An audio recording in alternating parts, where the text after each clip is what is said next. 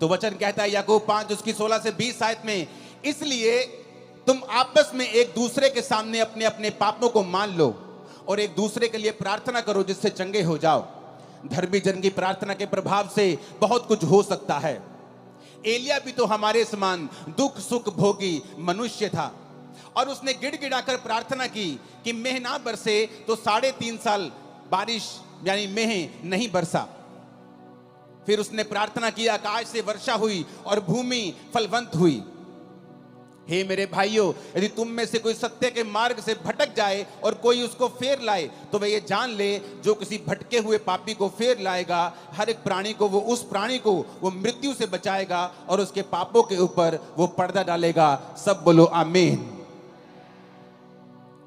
एक डेविड नाम का व्यक्ति, जिसके अंदर इंडिया को बचाने का बोझ था, जब वो इंडिया में आया तो उसको भाषा नहीं आती थी, लेकिन वो एक बात जानता था कि वचन कहता है कि प्रार्थना के प्रभाव से बहुत कुछ हो सकता है।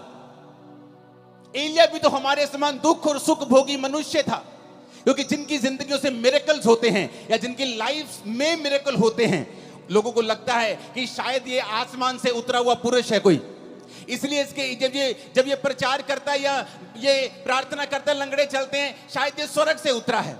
लेकिन वचन ये कहता है, क्या फर्क था एक आम व्यक्ति में और एक एलिया में?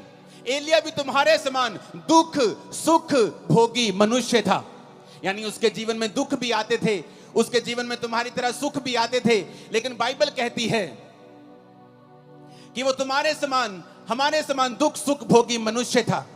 लेकिन जब उसने प्रार्थना की कि मेह ना बरसे, तो मेह नहीं बरसा। अपने